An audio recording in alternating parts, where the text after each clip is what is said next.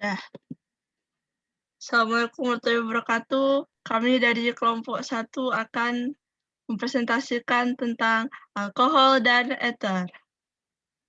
Terdiri dari saya, Iza, Halda, Nabila Della, dan Filia Rafifah. Dan Fajar juga, tapi Fajar sedang berhalangan. Oke, silakan Iza. Kok aku bawah?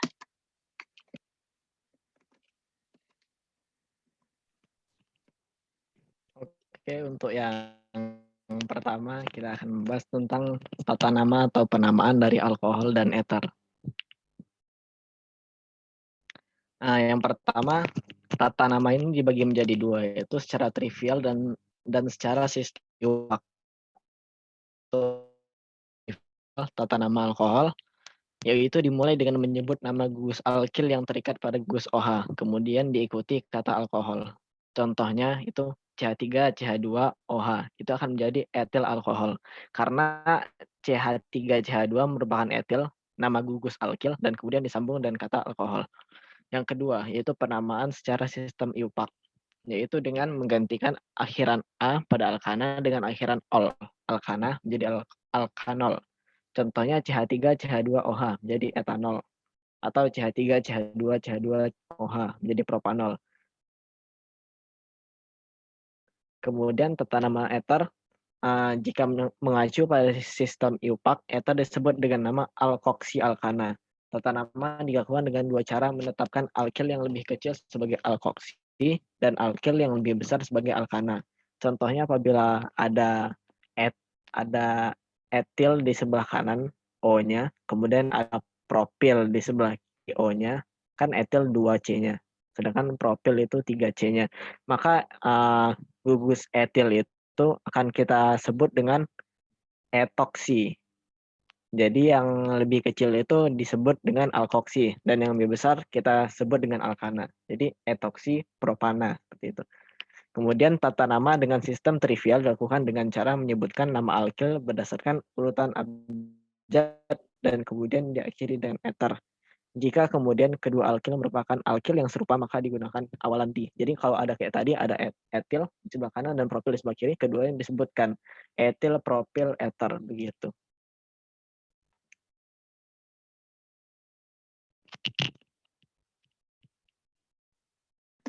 Baiklah, selanjutnya kita akan melihat sifat fisis atau sifat fisika, sama aja. Yang pertama adalah sifat fisik alkohol.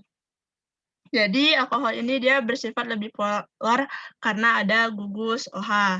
Nah, karena dia bersifat polar itu, jadi dia itu dapat mudah larut dalam air dan pelarut-pelarut organik lainnya.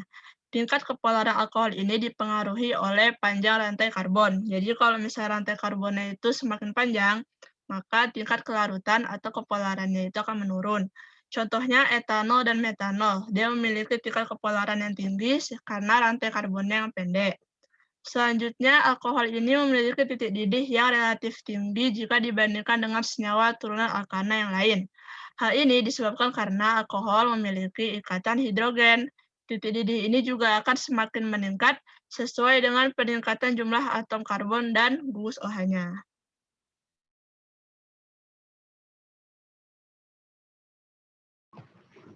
Nah, yang kedua itu ada sifat fisik ether. Nah, ether itu adalah cairan yang tidak berwarna yang mudah menguap dengan bau yang khas.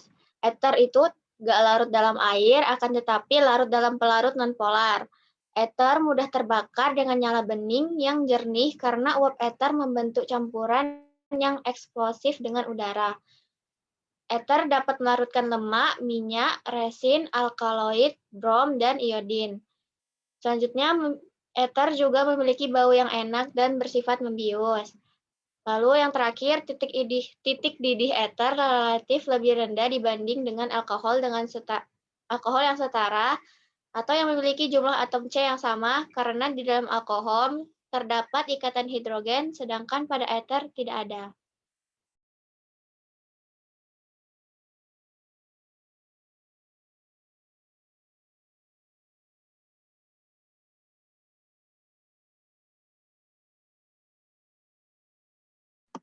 Silakan kepada Filia untuk dilanjutkan.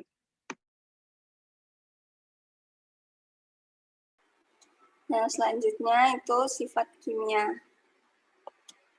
Sifat kimia yang pertama itu reaksi dengan logam alkali. Di sini kalau alkohol bereaksi dengan logam alkali akan berubah menjadi alkali alkoksida plus H2. Sedangkan eter bereaksi dengan logam alkali tidak bereaksi dengan tidak bisa bereaksi dengan logam alkali. Kemudian yang kedua, reaksi dengan fosfor trihalogen.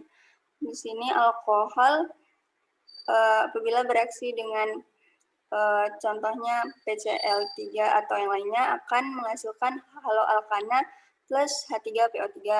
Terus yang ketiga, reaksi dengan fosfor pentahalogen.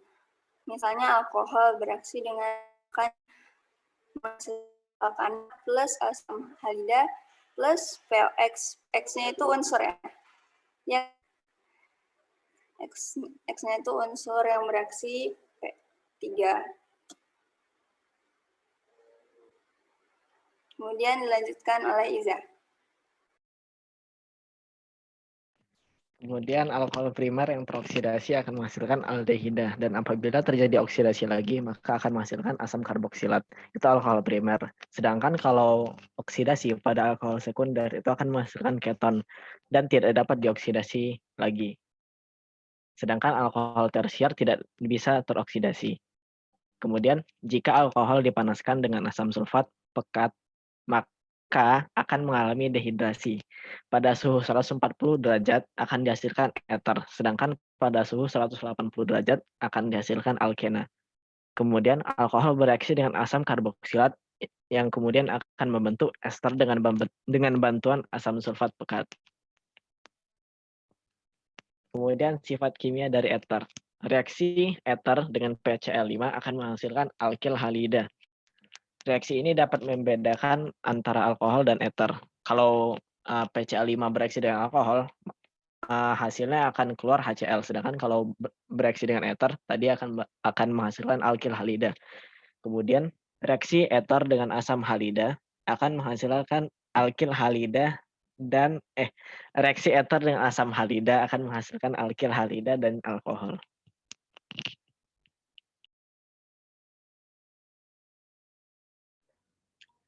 Nah, selanjutnya adalah manfaat alkohol.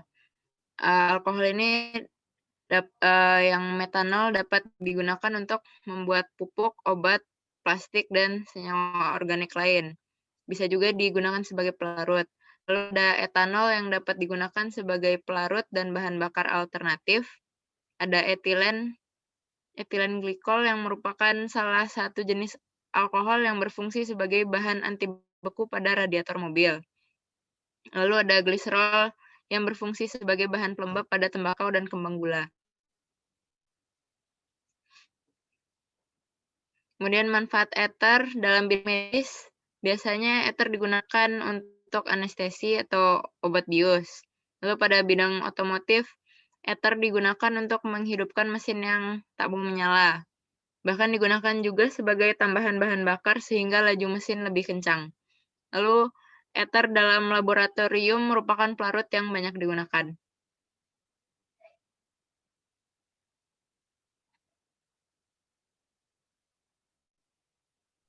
Ya, baiklah. Selesai sudah presentasi kami tentang alkohol dan eter dari kelompok 1. Mohon maaf jika ada kesalahan. Assalamualaikum warahmatullahi wabarakatuh. Waalaikumsalam warahmatullahi wabarakatuh.